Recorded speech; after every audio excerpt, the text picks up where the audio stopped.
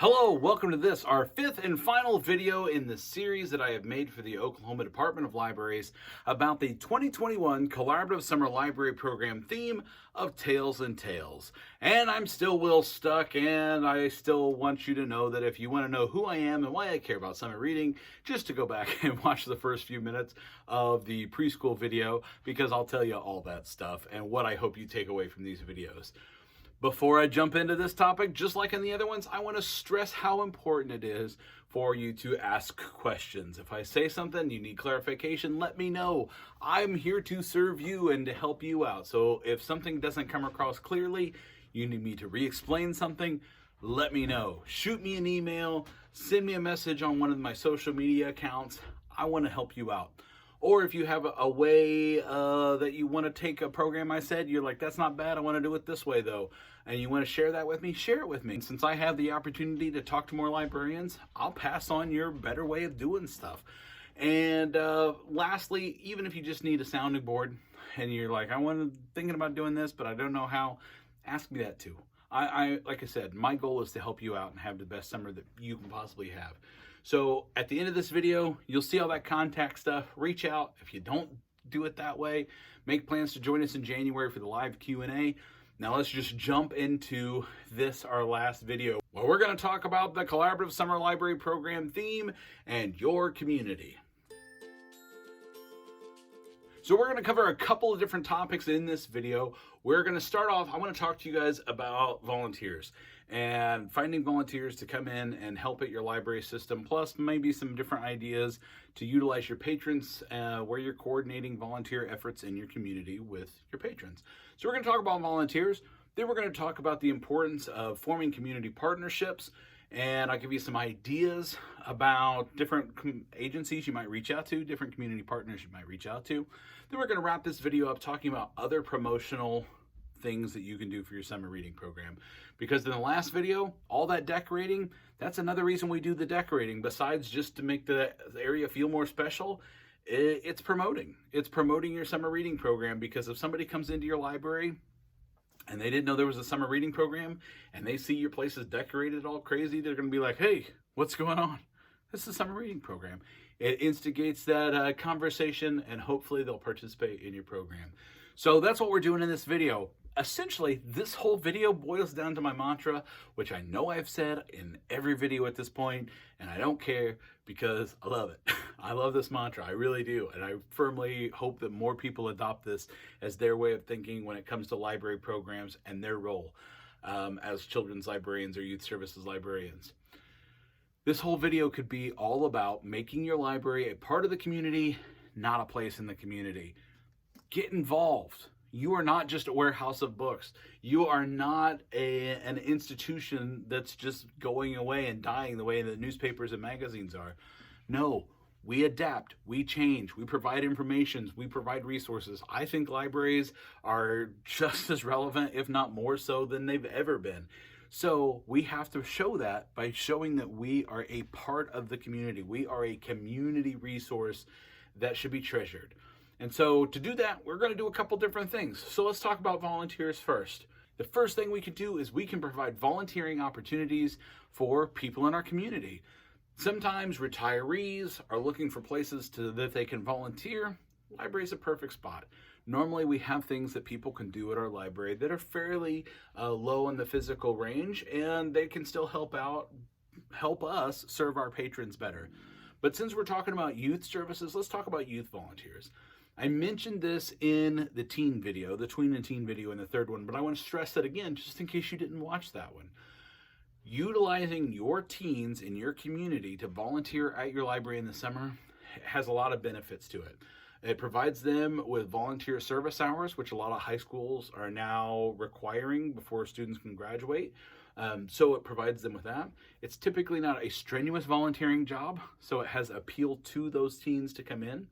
It shows your younger patrons a possible thing they can do down the road that they might look for. I want to help the librarian with summer reading because they're seeing teenagers do it. So there are a lot of positives about getting your teens to volunteer for you. Now, when I would go and do school visits to promote the summer reading program, When I got to talk to my sixth graders, or I got to talk to middle schoolers, or I got to talk to high schoolers, you better believe I spent a good portion talking about all of the volunteer opportunities that they had. Now, when I say volunteer opportunities, I'm talking mainly about helping out at summer reading programs. Maybe you have a kickoff party. We're going to talk about those. Maybe you have a summer reading table, like what I mentioned in the last video that I had, and you need somebody to man that. Maybe it's just cutting stuff out for your summertime, summer story times. Maybe it's helping stamp prize coupons. There's probably things around your library that a volunteer can do. My only advice when it comes to volunteers is this: volunteers can sometimes be more work than they're worth. The way that they normally would feel that way to me is if I was scrounging for ideas for them to do. Like if I had to come up with something to keep them busy. Because typically what I came up with was not anything fun. And so when I would go to schools and I'd sell it as, hey, there's a lot of fun stuff you can do to help me out and it's really important and whatever. And then I didn't have any volunteer opportunities and I still, for some reason, decided to take on a volunteer. Then I would be like, hey, here's the rubbing alcohol. Here's some paper towels. Let's clean picture books. That's gross. But, or hey, let's go outside the library and police the area for litter. Oh, that's not fun either. So as long as you have projects for them to work on, volunteers are really useful. It's typically when they're just sitting around going, what do you want me to do? What do you want me to do? What do you want me to do? And then you're going, leave me alone. I don't know what I want you to do. So before undertaking the job of coordinating volunteers and bringing volunteers in to help you at your library, you need to sit down and make a list. Here's what I need volunteers to help me do. There's going to be individual one-time tasks. There's going to be like every week task. There's going to be daily tasks. You need to make a list before you decide, hey, I could use some volunteers this summer. But volunteers are a great resource when you kind of feel like you're spread too thin and you just need that extra little help there. A lot of times I use my teens, I mainly used them at my summer reading table, but I would sometimes also utilize them at programs where I just needed more hands, like little guys. And so they were really good about that as well. Now, I told you I want to give you a couple of ideas for getting your patrons out there. So in the teen video, I also mentioned using your teens in the community. So besides, if you have like a teen advisory group, maybe you could actually have a teen library volunteer club. And there's different ways that you can organize teen volunteers to go out in the community to help out. So what that's going to do is that's going to make the other institutions in your area recognize that you as the library are making an effort to make the community better by coordinating volunteers and getting the youth involved in the community and reinvesting in the community. So a couple of ideas of things you can do without making it feel like a chore, because you don't normally need to create work for yourselves. I'm guessing. I never needed to create work. So when I would do this, it was mainly because, again, teens that needed volunteer hours, well, let's find a way where we can do this and we can all do it together. So in the past, successful volunteer teen efforts that I have seen in my community, I'll give you just a few general ones and we'll talk a little bit about some that could relate specifically to this summer's theme if you'd like. But for instance, I knew we had, mainly at our downtown branch, they were the best about getting volunteers, and I was at a different branch, but they would go caroling at like nursing homes. A bunch of teens would meet at the library and they would volunteer to go caroling. Because what I found is if you're at a neighborhood library, those teens seem to be more invested in their neighborhood. I was a destination library. Kids had to be driven to me. There wasn't that desire to give back because they drove there. They weren't, they didn't walk to it. But those kids, they would go sing carols at local nursing homes in the area. They would make scarves for the local homeless shelter in the area out of fleece. They'd have a craft program where they made fleece scarves and go pass those out. It's totally volunteering. Totally, the fleece scarves and the Christmas carols don't apply to the summer programming. But it is a fun program that's more like a party or an event. Maybe the library provides some hot cocoa for them. But, other than that, it's a volunteer effort. It's the library giving back to the community.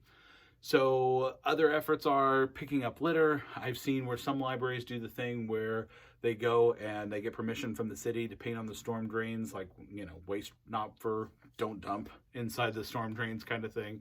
And they stenciled storm drains in the area. I also have seen where librarians have their teen volunteers maybe go to summer schools with them to help read to the kids in the summer schools. Now that didn't happen at my personal branch, but I know of some other more in like rural communities where the librarian would coordinate with the summer school coordinator, and they would bring teen volunteers to help read to the kids, which then in turn those kids could turn that information in to be participating in the reading program. So it was all kind of this big everybody working together and being happy. Now your manual suggests that teens volunteer as a program at their local animal shelter. So if you have a local animal shelter, that is definitely something worth inquiring about for the summer months. However, if that does not seem like that's something that your local shelter needs, ask them what they do need. So even though I had a hard time getting volunteers that would show up to help me do stuff in the surrounding area around my library, I had a pretty good success rate of doing like drives.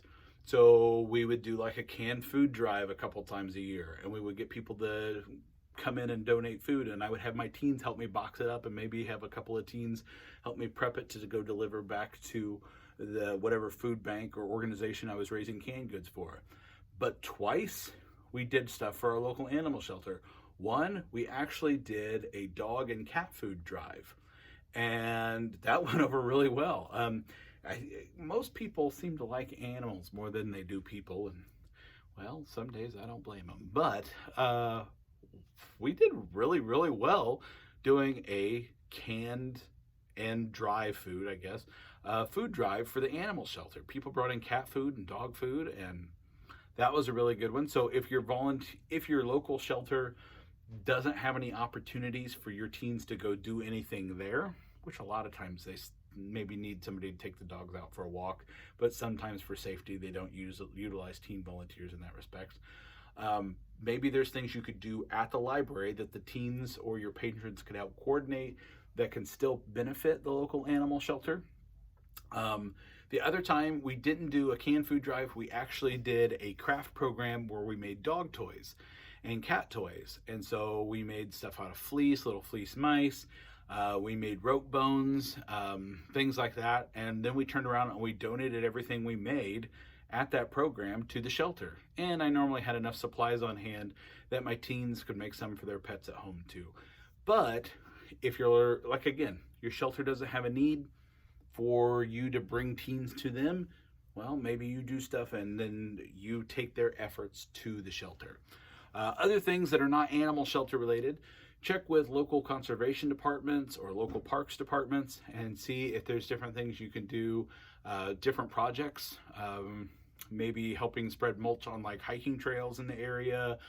Again, I don't want to keep going back to picking up litter, but in a lot of areas, it's not a fun job, and it's not a job that is kept up on a regular basis. For instance, if your library adopted a stretch of highway and that's out there, it's showing your library is giving back to the community. You're picking up litter and keeping that section of the highway clean.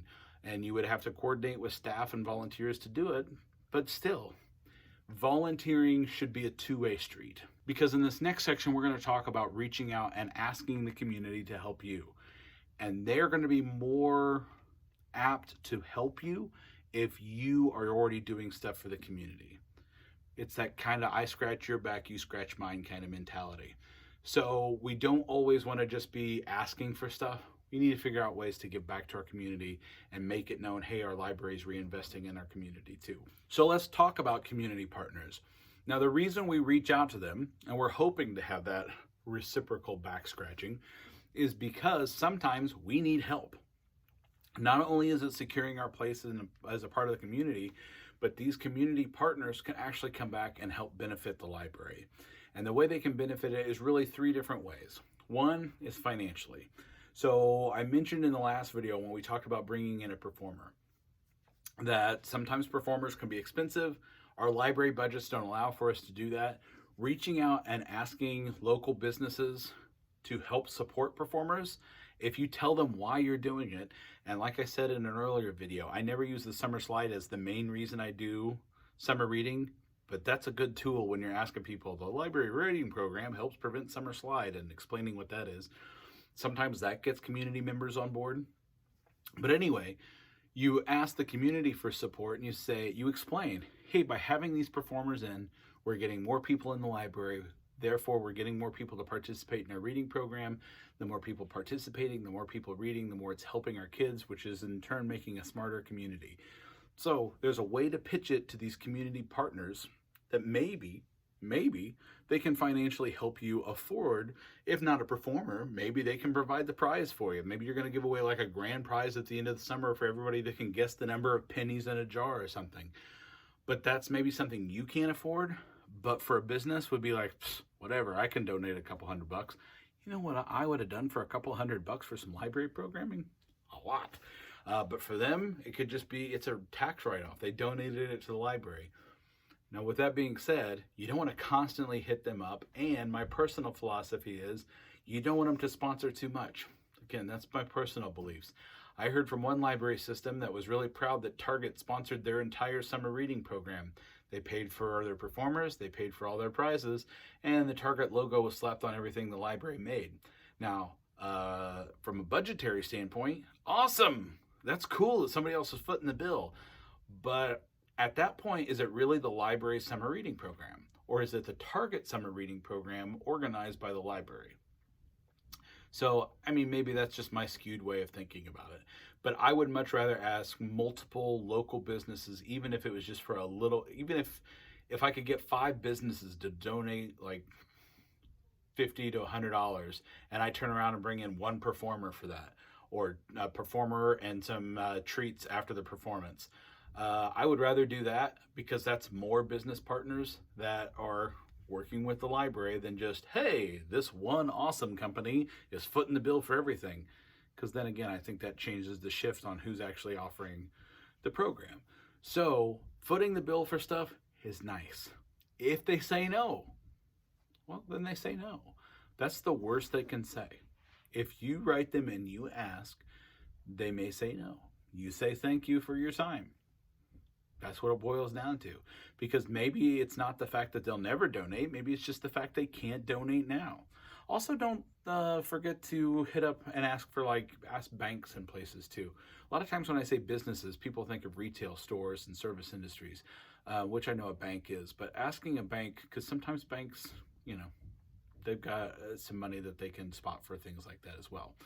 So reaching out for business partners to help support financially different programs or different aspects of your summer reading program, that's the first way that community partnerships come in good.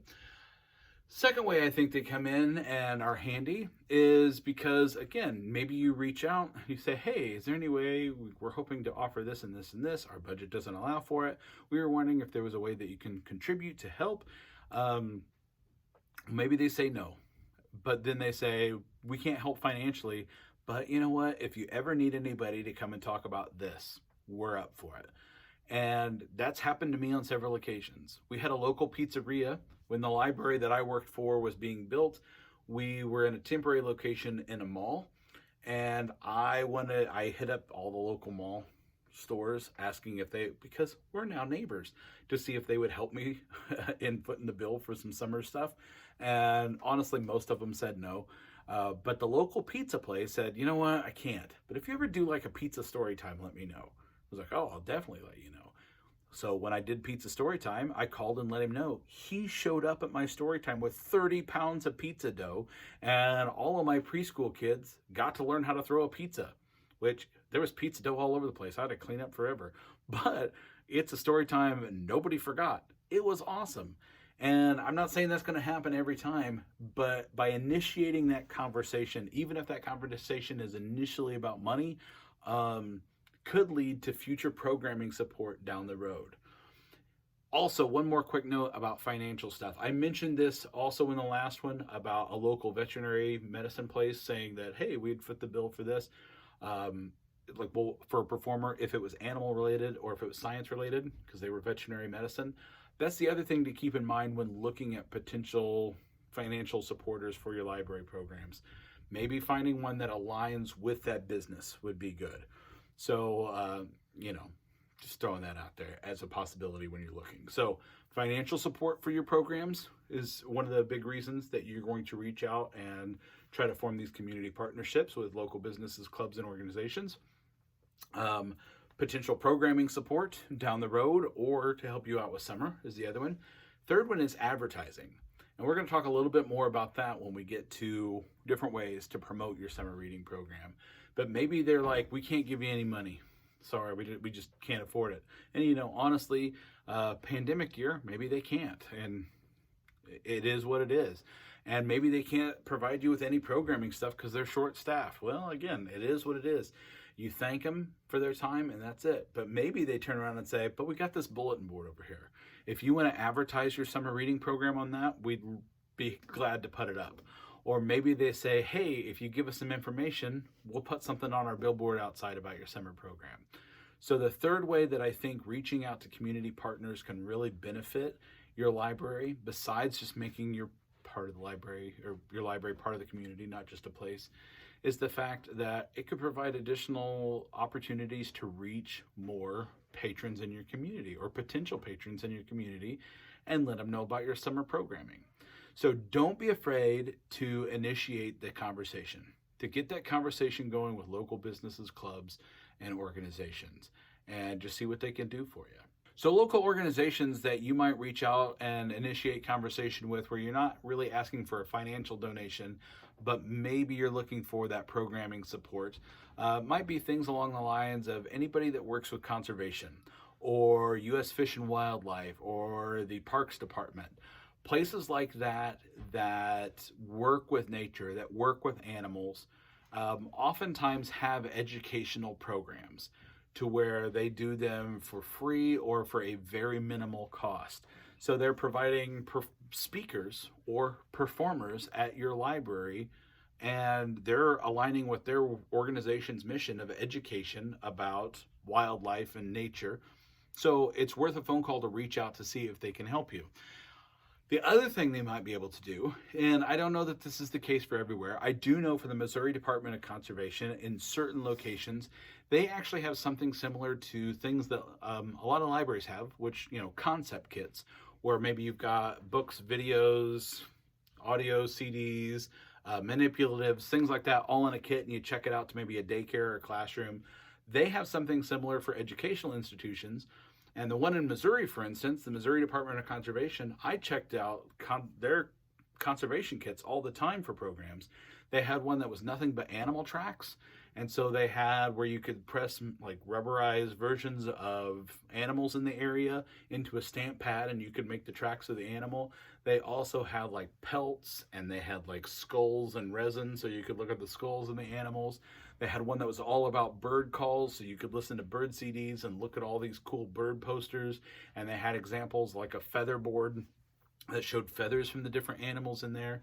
But they had these cool concept kits, and the library, being an educational institution, we were allowed to check these things out. So even if they can't come to you, they may have resources they can provide to you so that you can turn around and offer a program. So any organization that works with local wildlife, local fisheries, places like that, definitely worth trying to contact, especially for this summer coming up. So I know this one's not going to be practical for everybody, just simply because of geography being what it is, but contacting local zoos to find out if they have educational programs, most of them do. If it's a zoo, it's typically a little bit different than those wildlife departments like conservation and fish and wildlife and things like that, because typically they do cost money to bring in. Not always. Maybe they're not as expensive as other performers. You never know till you make that phone call. So if you have a zoo regionally, you might reach out and see what they have that they can bring in. Maybe they can bring animals, but if not, maybe they can actually at least provide you with some other resources, possibly even like zoo passes. So even if they can't help you program-wise, they could go, hey, here's some prizes. So I didn't mention that when I was talking about monetary donations, but of course, a business donating a prize coupon for your summer reading program, whether it be for a free donut or free ice cream cone, or in this example, a free zoo pass, is definitely a beneficial monetary donation, really.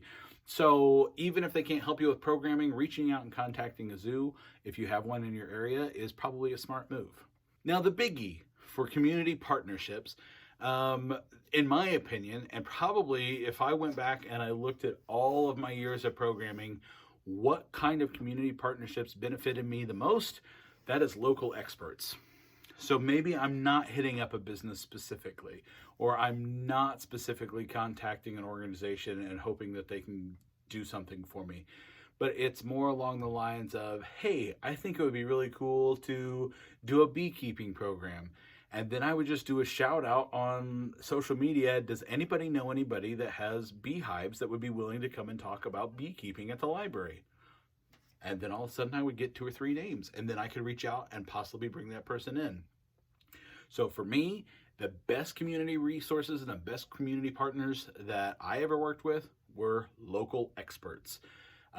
Now, again, you got to vet some of them, because you don't want somebody coming in and like, oh, I know all about that. And you just found out that, no, he just likes to talk good shop. So you want to make sure the people you're bringing in really are experts.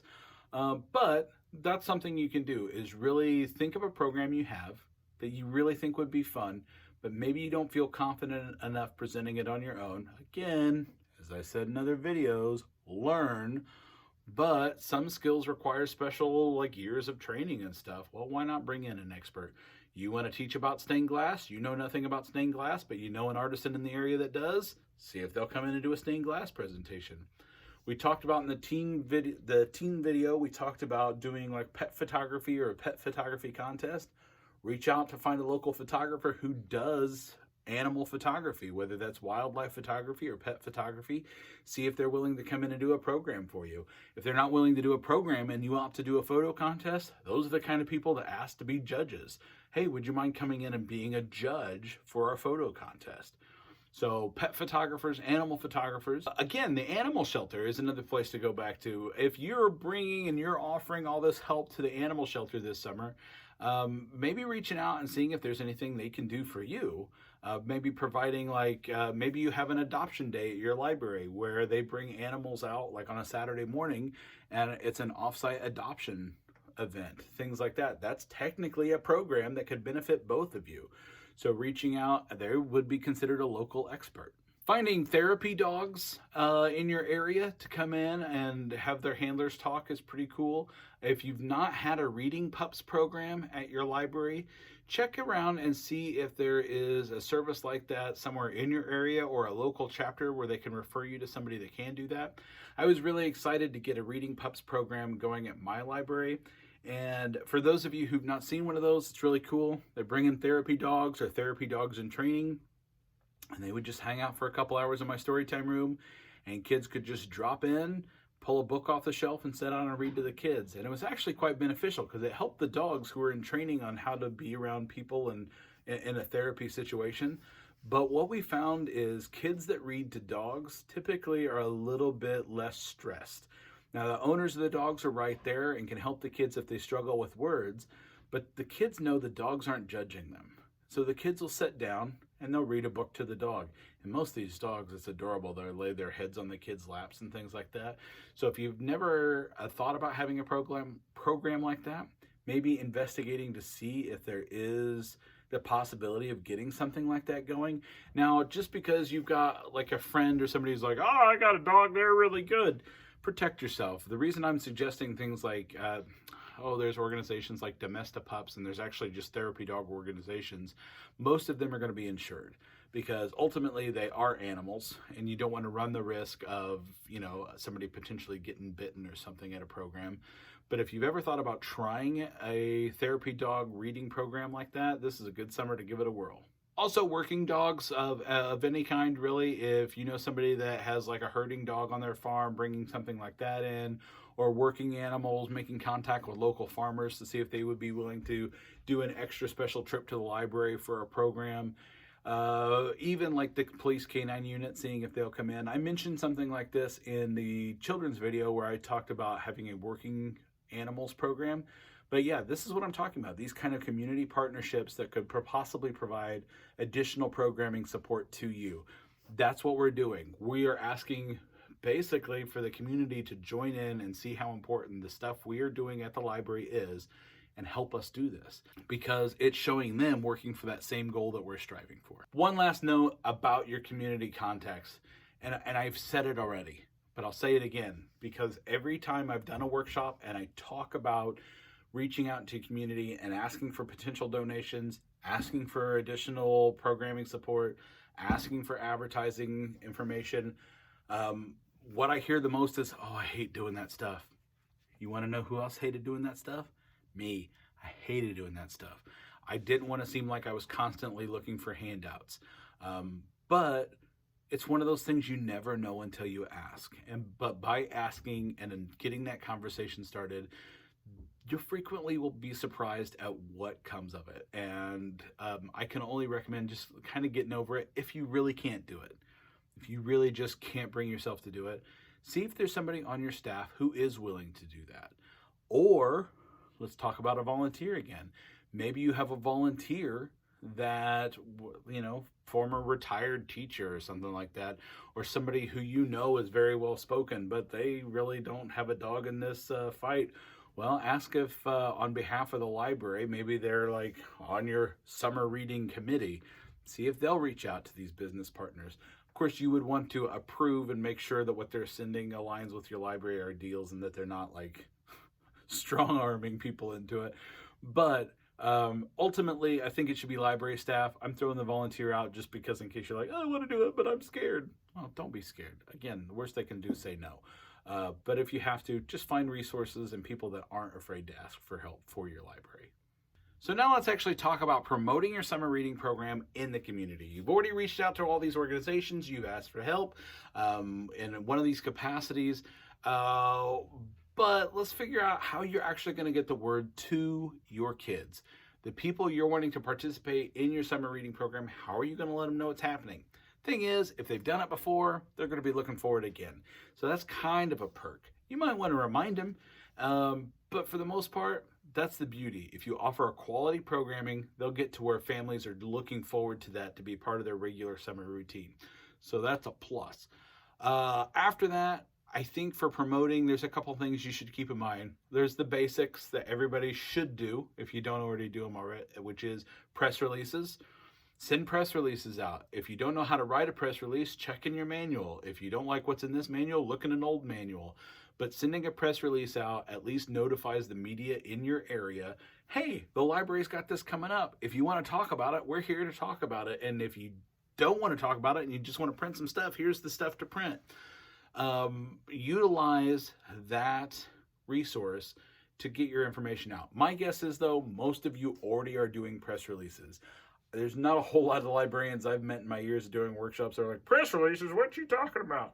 Yeah, so, but I have to mention it just because there's somebody who's like, oh, I didn't know there was a template for that. Yeah, there is. There's a template for press releases. So press release, number one. Number two, radio and television PSAs.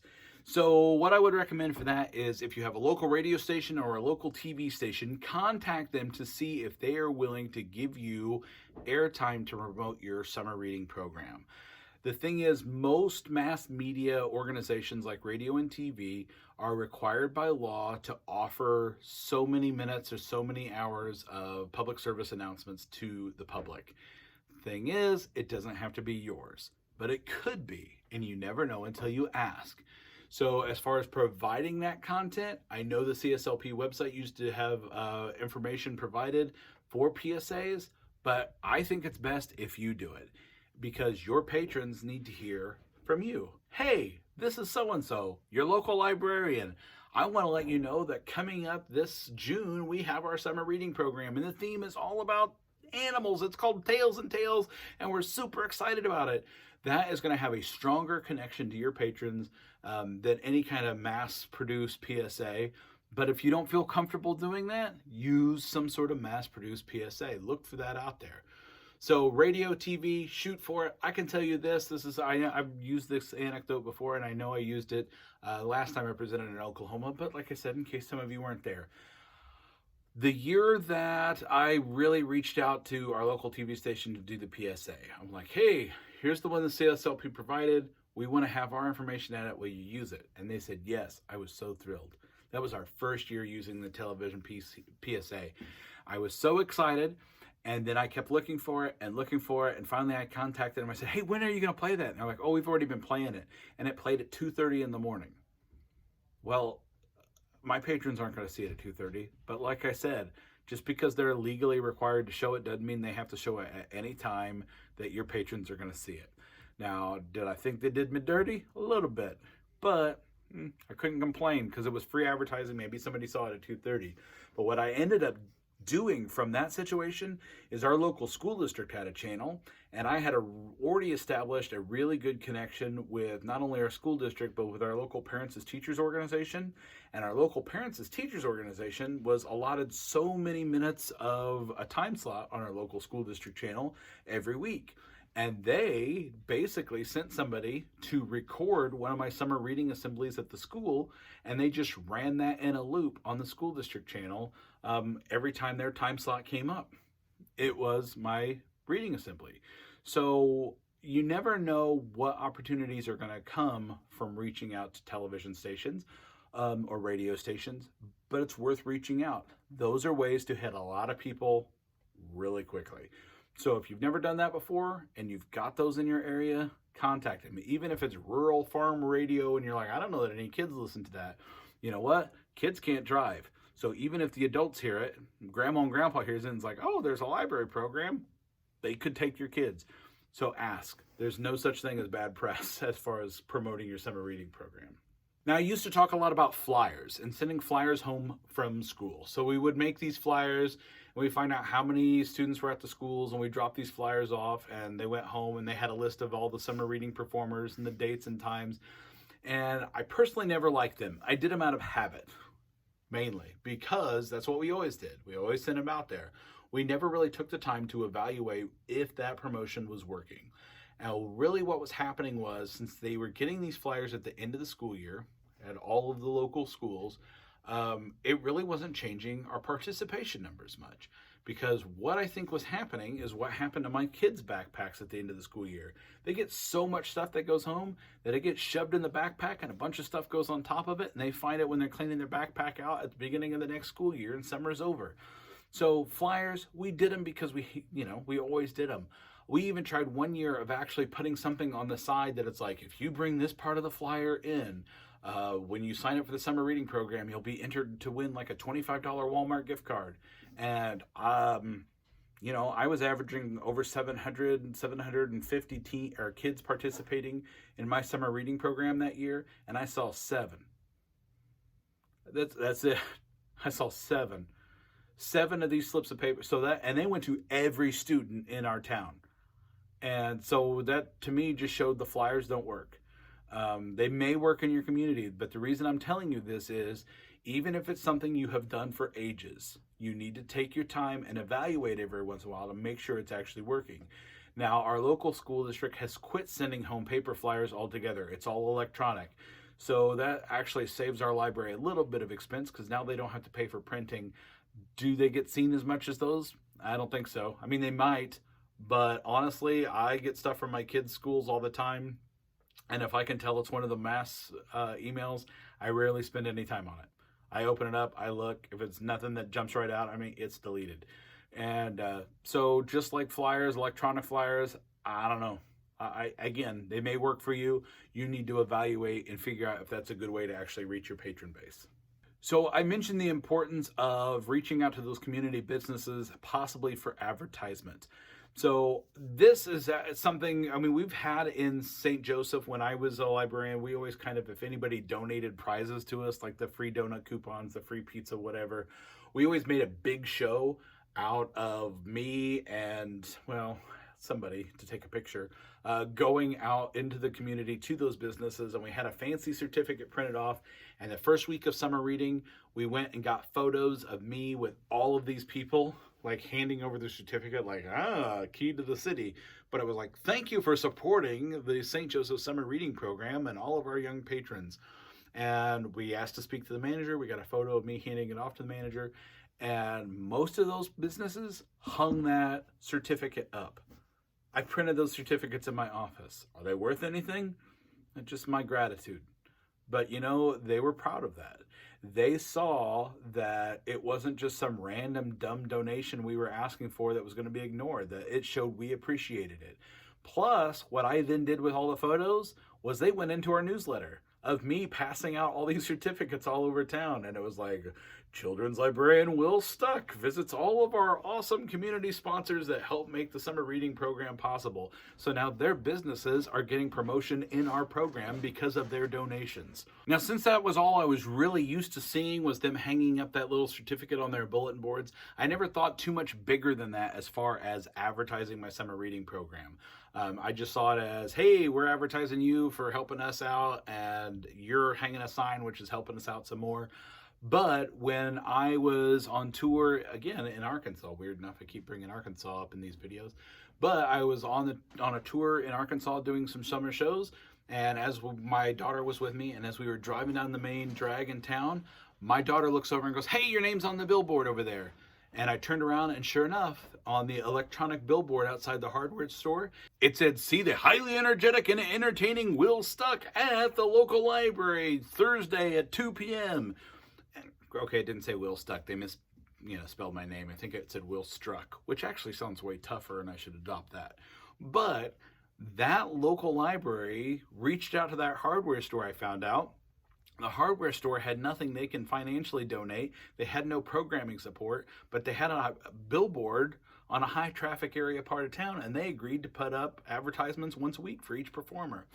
So these possibilities of advertisements on billboards with business partners or community boards inside the businesses, it's worth a shot. That's another form of PR that you can do. So maybe the flyers aren't working, but something like that would work. Another big one I'm a fan of is fairs, festivals, and local community events.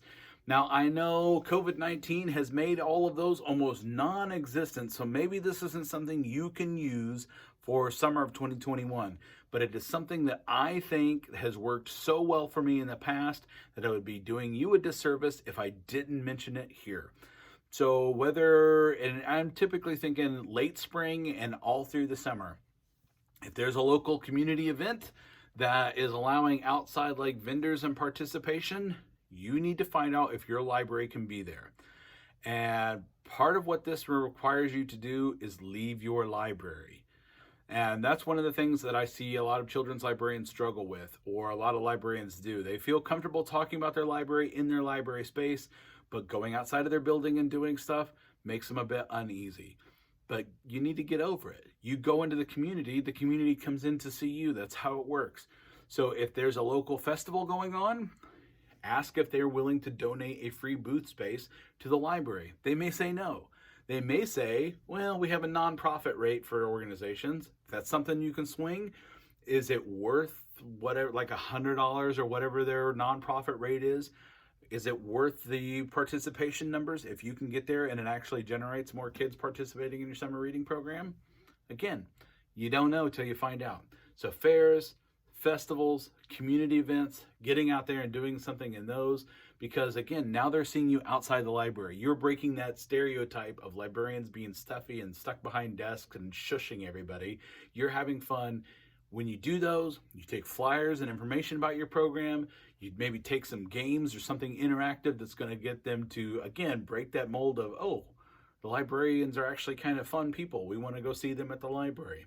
So get into your community. Then they will come and see you. Now, another thing that's similar to fairs, festivals, and community events is parades. If your town has a local parade, see if you can get in it. Again, now you're asking for your coworkers to hopefully help you out. You don't want to be the only one walking down the street waving at people. If you can get a few, I know that when I did my live workshops, I talked about the book cart drill team. If you don't know what that is, Google it, YouTube it, book cart drill team. You'll see what I'm talking about. We did that in parades, went over great. Maybe you just walk and you throw like candy into the crowd, but you're carrying a banner that says, join us at the library for the summer reading program.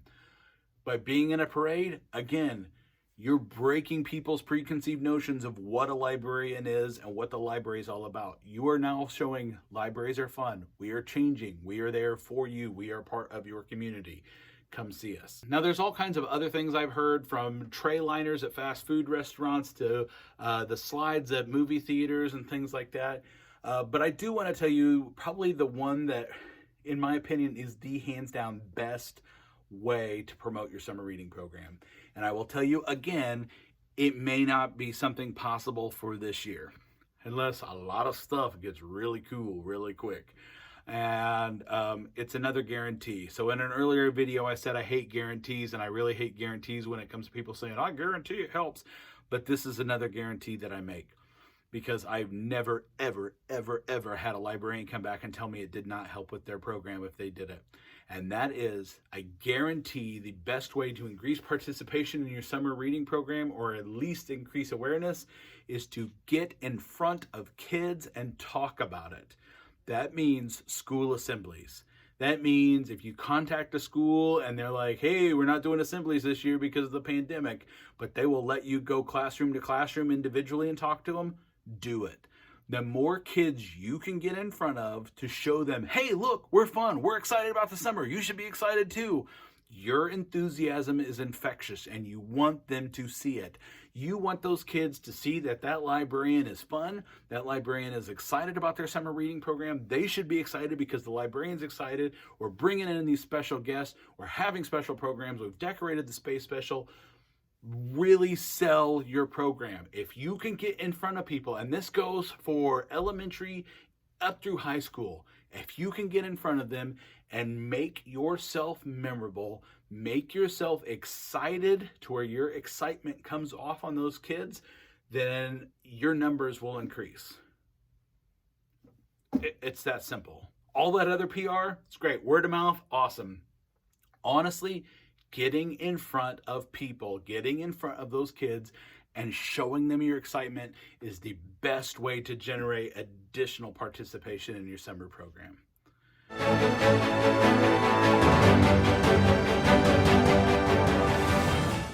We interrupt this portion of the video to show you some ridiculous photos of Will and the things he has worn while doing summer reading assemblies at schools.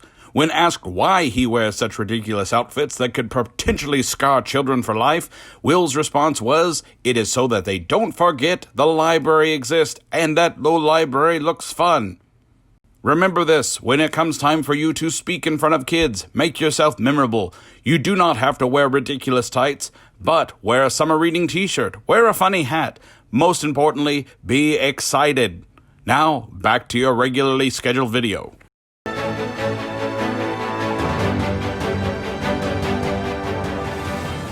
One more, and this kind of is something I mentioned in the last video, but when I mentioned photo ops, I mentioned putting a hashtag up. It definitely deserves to be here in the PR section as well. So if you do a photo op somewhere in your library, don't do props that you put up against your nose, especially nowadays. But if you're going to do some sort of photo op for kids to come through, like some of the examples you saw in that last video, make a hashtag. Tell people to tag you. That's word of mouth marketing. It's just done over social media now. So again, another great resource and way to spread the word, because people say, oh, what's my friend doing? Oh, they look like they're having fun at the library. And hopefully that will get them into your building. So I gave you a lot of different PR ideas. I told you my guaranteed one, but really the biggest and best advice I can give you for making your library a part of the community, not just a place in the community, is it takes work. I mean, everything I've told you in all the other videos, and if you've attended the live workshops, it all boils down to this. If you maintain the status quo, if you're like, I only do preschool story times because we've only done preschool story times. Oh, you know what? We've always just done flyers, and that's how we promoted it. If you're not seeing the results you're wanting out of your summer reading program, you're not reaching whatever goals you set, whether it's completion rate, whether it's participation rate, whether it's just community involvement, you need to take the time and reevaluate, are you doing things the way they should be done? Change your programs. Do not be afraid to think outside the box. If your story times are failing because you're doing them at this time, but that's the time you've always done it, change your time. Programming, talk to your patrons. What you're there to serve them, to get them interested in your library. Find out what's going to work with them. Now, I know you still have to keep it in line with what you can physically do and you can physically offer, but talk to them. You need to make extra effort. You can spend all these hours on Pinterest. You can go on all of these different Instagram pages and TikTok pages and all these craft pages and use all these online resources and go to webinars, and you can watch all this stuff. You can read the manual. You can be like, I've got all these resources. But if you do not put the work in, nothing's changing. Nothing is changing. Work. You need to understand that your job is important.